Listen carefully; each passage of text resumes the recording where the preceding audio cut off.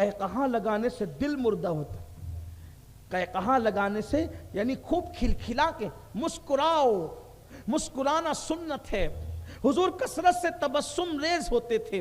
حضور کثرت سے تبسم فرماتے تھے. حضور کثرت سے مسکراتے تھے. لیکن کھلکھلا کر کبھی کسی نے ہنستے نہیں دیکھا.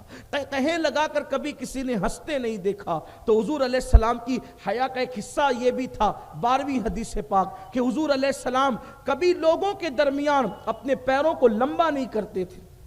یہ حضور کی حیا تھی کہ حضور علیہ السلام نے کبھی لوگوں کے درمیان اپنے پیروں کو لمبا نہیں کیا, دراز نہیں کیا. اور میں تو یہ کہتا ہوں کہ حضور اگر پیر دراز کر دیتے, لمبے کر دیتے, حضور کے تلوے نظر آتے, اور چاند اگر حضور کے تلوے کو ایک مرتبہ دیکھ لیتا تو شاید اس چاند کو بھی اتر جانا پڑتا. کہنے والے نے بڑی پیاری بات کہی ہے, غالباً استاد زمن نے کہا ہے, آسماں گر تیرے تلوے کا نظارہ کرتا, روز ایک چاند تصدق میں اتارا کرتا. چھپ گیا چاند نہ آئی تیرے دیدار کی تاب, سامنے گر کبھی ہوتا بھی تو سجدہ کرتا. تو حضور علیہ السلام کبھی اپنے پیروں کو لمبا نہیں کر. کچھ لوگوں کی عادت ہے یار, بیٹھتے ہیں تو خیال ہی نہیں کرتے محفل میں پیر لمبے کر دیں, اور پھر کیسے کیسے بیٹھتے ہیں کہ اندازہ ہی نہیں ہوتا کہ کیفیت کیا ہے. یہ حیا کے خلاف ہے. حیا والے بنو, پارسا بنو. اللہ کے حبیب علیہ السلام کماری نشین سے بھی زیادہ حیا فرماتے. پھر حضور علیہ السلام و تسلیم قہقہاں تو نہیں لگاتے تھے, البتہ تبسم فرماتے, مسکراتے تھے, اور مسکرا کر لوگ کو اپنا بناتے تھے. بلکہ فرما امام کہ جس ہوئے ہنس پڑے, جس کی تسکین سے روتے ہوئے ہم جلدی جلدی. کچھ لوگ کی عادت ہوتی نا, آ کر کھڑا ہوتا ہے حضور کو دیکھنے. حضور جلدی جلدی بات نہیں کرتے تھے, بلکہ ٹھہر ٹھہر کر وہ اپنی تلوار نکالتا ہے اور آدھا ناپا معاذ اللہ وہ حضور کو شہید کر دے. تلوار تانی. حضور علیہ السلام نے کروٹ لی اور حضور کے چہرے کی وہ رانائیاں اس پہ پڑی تو اس کا ہاتھ کانپ گیا. حضور نے آنکھیں کھولی اور آنکھیں کھول کر کے فرمایا کیا؟ تو اب اس نے تلوار اٹھائی حضور کو شہید کرنے کے لیے, اور پھر اس شخص نے کہا اے محمد بتاؤ اس وقت میری تلوار کو, میری تلوار آپ کو حضور علیہ الصلوۃ والتسلیم نے سکھایا. یاد رکھنا, ہمیشہ یاد رکھنا,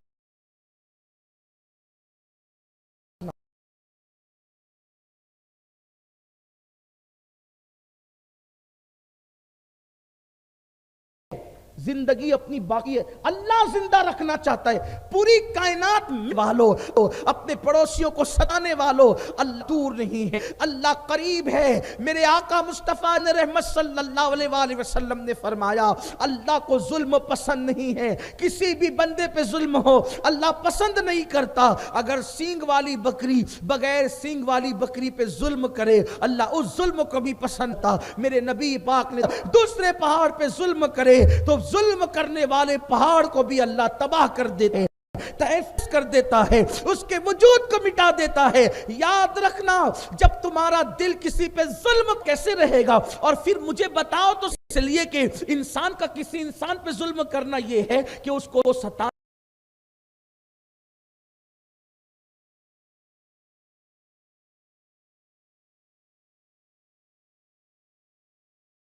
شراب کی اڈوں پہ جا کر کے شراب پی کے نشہ کرتا ہے, کسی کو وہ اپنے آپ پہ ظلم کر رہا ہے.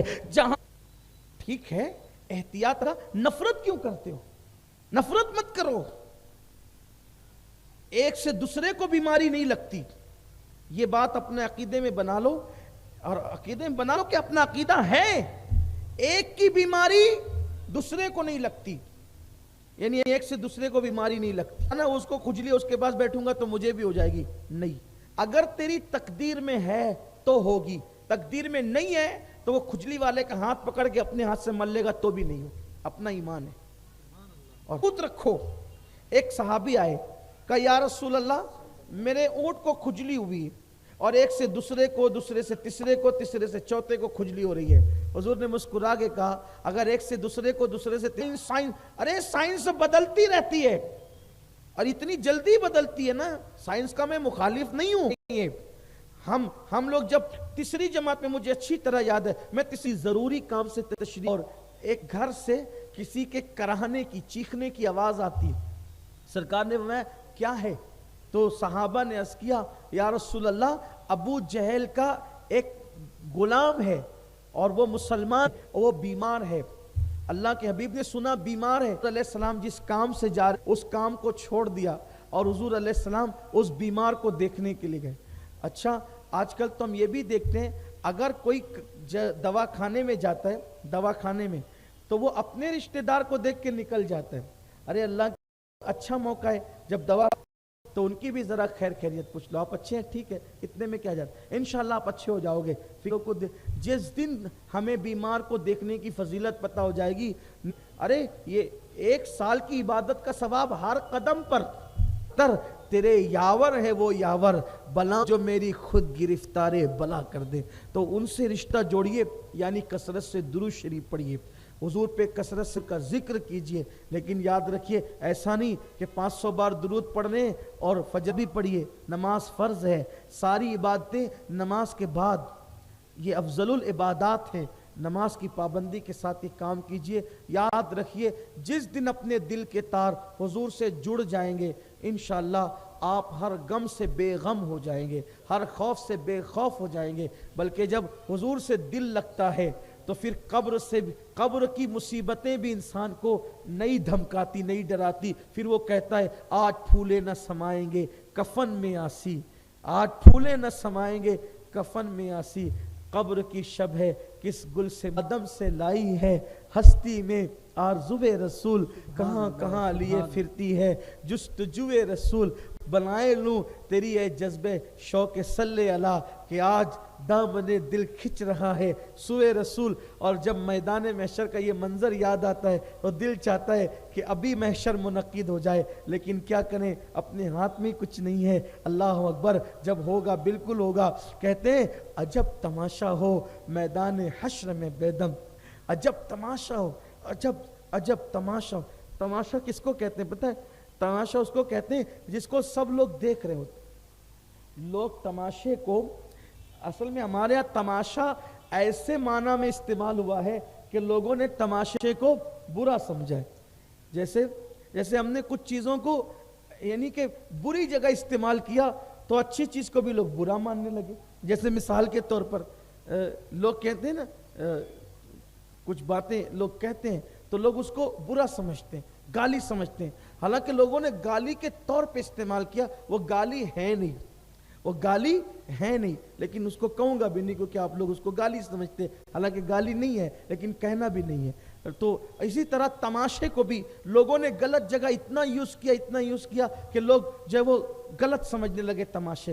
تماشا اس کو کہتے ہیں کہ سب لوگ نظریں گاڑ کر کے اس کو دیکھ رہے ہیں۔ اب جیسے میدان جو مداری کے کھیل کو آپ تماشا کیوں کہتے ہیں؟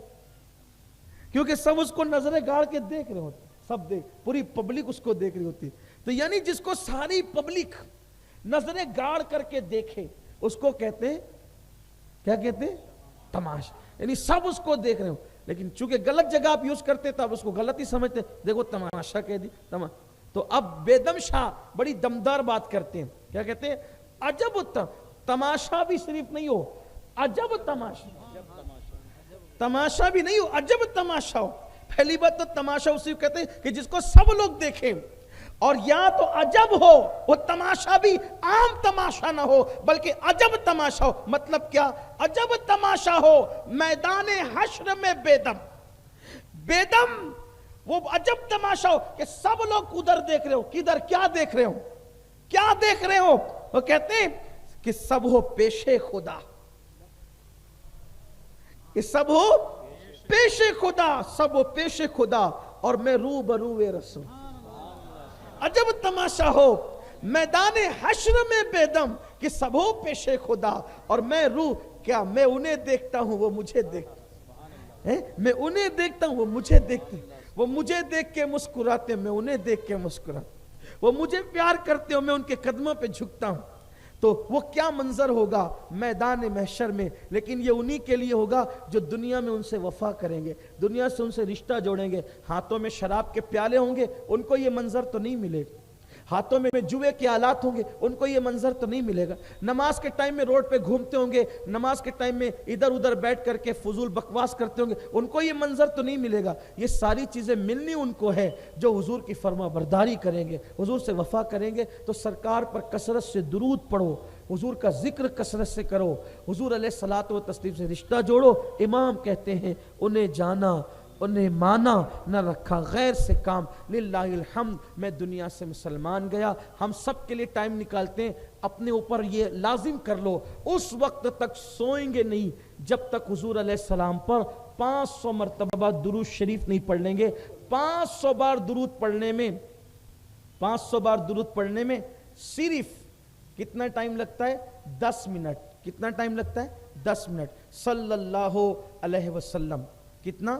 صلی اللہ علیہ وسلم کتنا ٹائم لگتا ہے؟ صرف 2 منٹ کا ٹائم لگتا ہے۔ آئیے، اتنا بڑا مجمع ہے، ابھی ہم گھر جا کے 400 بار پڑھتے ہیں، یہیں سے شروع کرتے ہیں 100 بار، انگلیوں پہ گنیے اور 100 بار سب پڑھیے صلی اللہ علیہ وسلم۔ اور جن کے پاس تسبیح ہے وہ تسبیح نکالیں، پڑھیں، دیکھیں کتنے ہزاروں درود شریف ابھی ہو جائیں گے۔ صلی اللہ علیہ وسلم۔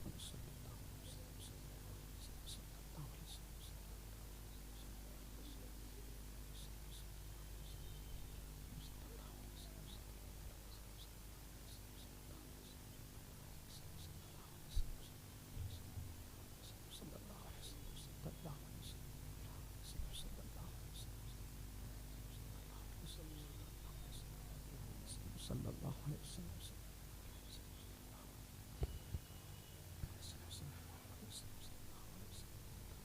صلی اللہ علیہ وسلم۔ صلی اللہ علیہ وسلم۔ صلی اللہ علیہ وسلم۔